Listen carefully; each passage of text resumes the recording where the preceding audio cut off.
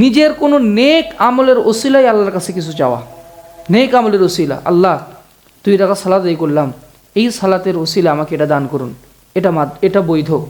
যেমনভাবে গুহায় আটকে পড়া 3 জন লোক আল্লাহর কাছে দোয়া করেছিল, পাথর দিয়ে মুখ আটকে গিয়েছিল, তারা নিজেদের সবচেয়ে ভালো আমল যেটা তাদের কাছে মনে হয়েছে এটা আমি আল্লাহর জন্য করেছিলাম, ওই আমলের ওসিলা দিয়ে আল্লাহর কাছে চেয়েছিল, পাথরটা সরে গিয়েছিল। অন্যভাবে বান্দা যদি ওসিলা দেয় এইভাবে তার নিজের নেক আমলের, তাহলে এটা বৈধ ওসিলা। তবে আমার মায়ের ওসিলা, বাপের ওসিলা, অমুক শায়েখের ওসিলা, অমুক পীরের ওসিলা, এগুলো হচ্ছে শিরকি ওসিলা। এগুলো ওসিলা আল্লাহর নিকটে গ্রহণযোগ্য হবে না, বরং ইসলামের খাতা থেকে তার নাম কেটে দিবে। সুতরাং এই ক্ষেত্রে আমাদেরকে সতর্ক থাকতে হবে। আর 3 নাম্বার হচ্ছে কোনো জীবিত ব্যক্তির দোয়ার ওসিলা দিয়ে আল্লাহর কাছে চাওয়া। যেমনভাবে আপনি কোনো কোনো পরহেজগার মানুষের কাছে গিয়ে বলেন আমার জন্য একটু দোয়া করবেন, ওই লোক আপনার জন্য দোয়া করলো, তখন আপনি এই ওসিলা দিয়ে পারেন, আল্লাহ এই পরহেজগার মানুষের দোয়া কবুল করে নিয়ে আপনি আমাকে এটা দান করুন। জীবিত মানুষের দোয়ার ওসিলাই আল্লাহর কাছে কিছু চাওয়া বৈধ আছে, কিন্তু কোনো মৃত মানুষের ওসিলা দিয়ে আল্লাহর কাছে চাওয়া হারাম। হারাম, আমার বাপের ওসিলায়, আমার মা, এমনকি রাসূল সাল্লামের ওসিলা দেওয়াও নিষেধ। রাসূল সাল্লাল্লাহু সাল্লামের মৃত্যুর পরে ওমর রাদিয়াল্লাহু আনহু আল্লাহ রাসূলের চাচা আব্বাস রাদিয়াল্লাহু আনহুর দোয়ার ওসিলা দিয়ে আল্লাহর কাছে চাইতেন।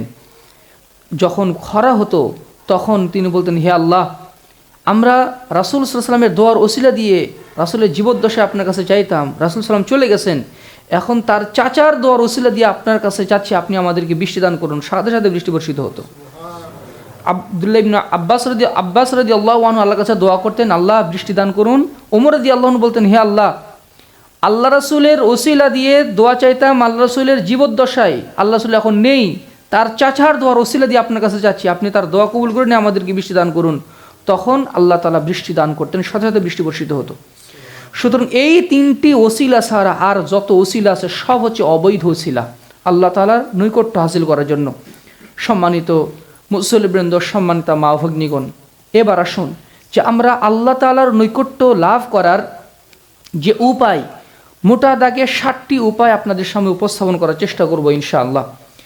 আল্লাহ তাআলার নৈকট্য লাভের প্রথম এবং প্রধান উপায় হচ্ছে সার্বিক জীবনে তাওহীদ প্রতিষ্ঠা করা। তাওহীদ শুধু তাওহীদের জ্ঞান অর্জনের মধ্যেই সীমাবদ্ধ রাখা যাবে না, যে আমি শুধু তাওহীদের মাসলা মাসাইলগুলো জানলাম, না, সেটা নিজের আকীদা, বিশ্বাসে, আমলে সেটা বাস্তবায়ন যদি ঘটানো না হয় তাহলে সেটা পূর্ণাঙ্গ তাওহীদের বাস্তবায়ন হবে না। নিজের আমলকে সুমআ মুক্ত রাখা, লৌকিকতা মুক্ত রাখা। আপনার আকীদার প্রচুর জ্ঞান আছে, কিন্তু আপনি নিজের আমলকে প্রদর্শন করে বেড়ান, তাহলে এটা তো তাওহীদে ঘুণ ধরে গেল, তাওহীদে ঘুণ ধরে ছোট শিরক হয়ে গেল, যেটাকে বলে আশিরকুল খফি, মারাত্মক গোপন গুনাহ, যেটা ভিতর থেকে মানুষকে একদম নিঃশেষ করে দেয়। বাহিরের শত্রু ভিতরের শত্রু, ভিতরের শত্রু কিন্তু অনেক ক্ষতি করে ফেলে, যেটা ভিতরে থাকে।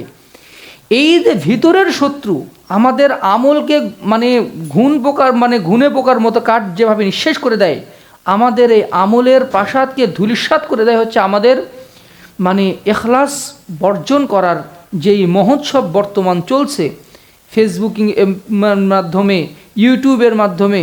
হজে যাচ্ছি, সেখানে সেলফি, তাওয়াফ করতে করতে সেলফি, আলহামদুলিল্লাহ ওমরা শেষ করলাম, ওমরার ইহরামের কাপড়টা পরিধান করে দান সাদকা করলাম, আলহামদুলিল্লাহ করলাম। যদি কাউকে উদ্বুদ্ধ করার জন্য কোনো কিছু আপনি শেয়ার করেন সেটা ভিন্ন কথা, কিন্তু নিজের নেক আমলগুলো এইভাবে প্রচার করা যেটা এখন চলছে, এটা আদৌ প্রকৃত তাওহীদপন্থী মানুষের কাজ হতে পারে না।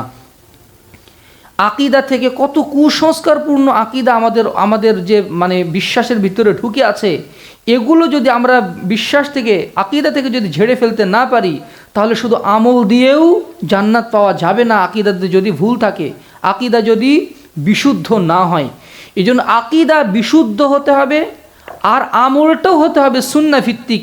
এই দুয়ের সমন্বয় যখন থাকবে তখন সে হবে সফল মানুষ। আর শয়তান এদের উপরে অ্যাক্সেস পায় না। শয়তান আল্লাহর কাছে বলেছিল, রব্বি বিমা গাওয়াইতানি লা উযায়্যিনান্না লাহুম ফিল আরদি ওয়া লা উগওয়িয়ান্নাহুম আজমাইন। আল্লাহ, যেই আদম সন্তানের কারণে আজকে আমি পথভ্রষ্ট হলাম, আপনি আমাকে পথভ্রষ্ট করে দিলেন, এদেরকে আমি পথভ্রষ্ট করেই ছাড়বো, এদেরকে আমি পথভ্রষ্ট করবই। তবে ইল্লা ইবাদাকা মিনহুমুল মুখলাসিন, আপনার একনিষ্ঠ তাওহীদপন্থী বান্দাদেরকে আমি পথভ্রষ্ট করতে পারবো না। আল্লাহ বলছেন, হ্যাঁ, আমার যারা ইখলাসের সাথে আমার ইবাদত করে তাদের তুমি কোনো পথভ্রষ্ট তাদের করতে পারবে না। এই জন্য শয়তানের প্রধান টার্গেট থাকে আমার আপনার আকীদাকে বিনষ্ট করা, তাওহীদকে নষ্ট করে দেওয়া। এই জন্য আমাদেরকে সার্বিকভাবে চেষ্টা করতে হবে আমাদের আকীদা এবং আমল যেন বিশুদ্ধ হয়, আমাদের বিশ্বাস যেন আল্লাহ সম্পর্কে আমাদের আকীদা, রাসূল সাল্লাল্লাহু আলাইহি ওয়াসাল্লাম সম্পর্কে আমাদের আকীদা, ইমানের যে 6টা রুকন আছে, 6টা রুকনের যদি একটার ব্যাপারে যদি অবিশ্বাস তো দূরের কথা, সন্দেহ পোষণ যদি কেউ করে তার ইমান থাকবে না। আল্লাহর প্রতি ইমান আনা, ফেরেশতাগুলোর প্রতি ইমান আনা, আসমানি কিতাব সমূহের প্রতি ইমান আনা, নবী রাসূলদের প্রতি ইমান আনা, আখিরাতের প্রতি ইমান আনা এবং তাকদীর ভালো মন্দের প্রতি ইমান আনা। ইসলামের এই বেসিক 6টা রুকন ইমানের, এর উপরে পরিপূর্ণ বিশ্বাস আপনার আমার থাকতে হবে। কেউ যদি মনে করে আল্লাহকে বিশ্বাস করি, রাসূলকেও বিশ্বাস করি, কিন্তু ফেরেশতাদেরকে দেখি না, ফেরেশতাদের সম্পর্কে একটু ডাউট আছে, ইমান শেষ। ফেরেশতাদেরকেও বিশ্বাস করে কিন্তু মৃত্যুর পরে পুনরুত্থান হবে, অথবা আখিরাতের কোনো একটা পর্যায়ে হয় পুলসিরাতকে অস্বীকার করছে অথবা মিজানকে অস্বীকার করছে। এগুলো যদি কোনো কিছু কেউ অস্বীকার করে তাহলে ওই ব্যক্তি কিন্তু আর ইমানদার থাকবে না, ইমানদার খাতা থেকে তার নাম মুছে ফেলা হবে। সুতরাং আকীদা এবং আমল এই দুটা বিশুদ্ধ না হওয়া পর্যন্ত আল্লাহর কাছাকাছি যাওয়া, আল্লাহর নৈকট্য লাভ করা কখনোই সম্ভব নয়। 2 নম্বর উপায় হচ্ছে ফরজ ইবাদতগুলোর ব্যাপারে যত্নশীল হওয়া। বেশি বেশি নফল ইবাদতের চেয়ে ফরজ ইবাদত যদি কেউ সঠিকভাবে আদায় করে ওই ব্যক্তি আল্লাহ তাআলার নৈকট্য হাসিল করতে পারবে। রাসূল সাল্লাল্লাহু আলাইহি ওয়াসাল্লাম বলেছেন, আল্লাহ তাআলা বলেন, আবু হুরায়রা রাদিয়াল্লাহু আনহুর বর্ণনায় হাদিসে কুদসি বর্ণিত হয়েছে, সহিহুল বুখারীতে হাদিসটি এসেছে, 6502 নম্বর হাদিস। আল্লাহ তাআলা বলেন, মান আয়াদা লি ওয়ালিয়ান ফাকাদ আযানতুহু বিল হারবি, যে ব্যক্তি আমার বন্ধুর সাথে শত্রুতা পোষণ করবে, বিদ্বেষ পোষণ করবে, আমি তার বিরুদ্ধে যুদ্ধ ঘোষণা করে দিলাম। আল্লাহু আকবার। যে ব্যক্তি আমার বন্ধুর সাথে, বন্ধু কারা আল্লাহ তাআলা বলবেন, আমার বন্ধুদের সাথে যারা শত্রুতা করবে আমি ওদের বিরুদ্ধে যুদ্ধ ঘোষণা করলাম। আল্লাহ তাআলা যুদ্ধ ঘোষণা করেছেন, আপনি কল্পনা করতে পারেন? আল্লাহ তাআলা কোরআনের আরেক জায়গায় সুদখোর ঘুষখোরদের বিরুদ্ধে আল্লাহ তাআলা যুদ্ধ ঘোষণা করেছেন। আল্লাহ যার বিরুদ্ধে যুদ্ধ ঘোষণা করেন তার কিন্তু সর্বনাশ, দুনিয়াও বরবাদ, আখিরাতও বরবাদ। আল্লাহ তাআলা বলছেন, মান আয়াদা লি ওয়ালিয়ান, যারা আমার বন্ধুদের সাথে শত্রুতা পোষণ করবে আমি তাদের বিরুদ্ধে যুদ্ধ ঘোষণা দিলাম। ওয়ামা তাকাররাবা ইলাইয়া আবদি বিশাইইন আহাব্বা ইলাইয়া মিম্মা ইফতারাতু আলাইহি, বান্দা ফরজ ইবাদতের মাধ্যমে আমার যত নৈকট্য হাসিল করতে পারে অন্য কোনো মাধ্যমে এত নৈকট্য হাসিল করতে পারে না। আমি তাদের উপরে যে ইবাদতগুলো ফরজ করেছি এই ফরজ ইবাদতগুলোর যত্নশীলতার মাধ্যমে পরিপূর্ণভাবে আদায়ের মাধ্যমে বান্দা আমার যত নৈকট্য হাসিল করতে পারে অন্য কোনো মাধ্যমে বান্দা এত নৈকট্য হাসিল করতে পারে না। এরপরে আল্লাহ তাআলা বলছেন, ওয়ামা তাকাররাবা ইলাইয়া আবদি বিন নওয়াফিল, এমনকি বান্দা যখন ফরজ ইবাদতের পাশাপাশি তাকাররাবা ইলাইয়া বিন নওয়াফিল, যখন নফল ইবাদতের মাধ্যমে যখন আমার নৈকট্য হাসিল করার চেষ্টা করে, কুনতু হাত্তা উহিব্বাহু, আমি তাকে ভালোবেসে ফেলি, আমি তখন এই বান্দাকে ভালোবাসি। যখন বান্দা ফরজ ইবাদতও করে নফল ইবাদতের ব্যাপারেও যত্নশীল হয় আমি তখন তাকে ভালোবেসে ফেলি। কেমনভাবে? কুনতু সামাহু আল্লাযী ইয়াসমাউ বিহি, আমি তার কান হয়ে যাই যে কান দিয়ে সে শোনে। ওয়া বাসারাহু আল্লাযী ইউবসিরু বিহি, আমি ওই বান্দার চোখ হয়ে যাই যে চোখ দিয়ে সে দেখে। ওয়া ইয়াদাহু আল্লাতী ইয়াবতিশু বিহা, আমি তার হাত হয়ে যাই যে হাত দিয়ে সে ধরে। ওয়া রিজলাহু আল্লাতী ইয়ামশি বিহা, আমি তার পা হয়ে যাই যে পা দিয়ে সে চলে। সুবহানাল্লাহি বিহামদিহি।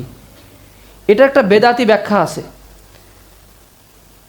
যারা পীর বুজুর্গকে যারা অনুসরণ করে, যারা পীর বুজুর্গে বিশ্বাসী, তারা বলে যে ব্যক্তি আল্লাহ তাআলার ওলি হয় তার কান আল্লাহর কান, তার চোখ আল্লাহর চোখ, তার হাত আল্লাহর হাত, তার পা আল্লাহর, তখন আমার পীরের মুরিদ হলে সালাত লাগে না, আমার পীরের মুরিদ হলে আর সিয়ামও লাগে না। তখন এমন হয়ে যায় নিজেই যেন একটা আল্লাহর পর্যায়ে চলে যায়, কারণ আল্লাহর কান তার কান হয়ে গেছে, আল্লাহর চোখ তার চোখ হয়ে গেছে, এই জন্য তার আর ইবাদত বন্দেগী লাগবে না। চট পরে আর সালা পরে কত কিছু হয়ে যায়। যাই হোক, এটা কিন্তু একভাবে ব্যাখ্যা করা হয়, কিন্তু এটার সঠিক ব্যাখ্যা হচ্ছে যখন আল্লাহ তাআলা কোনো বান্দার কান হয়ে যান, এর অর্থ হচ্ছে আল্লাহ তাআলা তার কান, তার চোখ, তার হাত, তার পাকে এমন কাজে নিয়োজিত করেন যেই কাজগুলো আল্লাহ তাআলা পছন্দ করেন। তার কান শুধু সেটাই শোনে যেটা আল্লাহ শুনতে পছন্দ করেন। ওই সমস্ত নোংরা গান বাজনা ফাহিশা কথা তার কান শোনে না। আল্লাহ তাআলা ওই কান থেকে তাকে হেফাজত করে, ওই বিষয়তে তার কানকে হেফাজত করেন।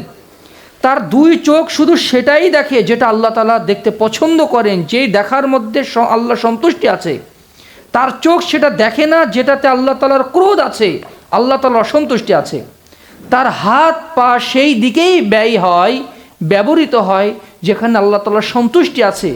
আর সে এমন একটা দারাজাতে, এমন একটা মর্তবায় পৌঁছে যায়, আল্লাহ তাআলা বলছেন ওয়ালা ইন সাআলানি লাউতিয়ান্নাহু, বান্দা যদি আমার কাছে কিছু চায়, এই বান্দা যে ফরজ এবং নফল ইবাদত করে আমার নৈকট্য হাসিল করতে পেরেছে, আমি তার কান হয়ে গেছি, তার চোখ হয়ে গেছি, তার হাত পা হয়ে গেছি, মানে আমি তার অঙ্গ প্রত্যঙ্গগুলোকে আমার সন্তুষ্টিমূলক কাজে ব্যবহৃত হওয়ার তৌফিক তাকে দিয়েছি। এই বান্দা এমন একটা পর্যায়ে পৌঁছে যায়, লাইন সাআলানি, বান্দা যদি আমার কাছে কিছু চাই, লাউতিয়ান্নাহু, আমি অবশ্যই অবশ্যই তাকে সেটা দান করব।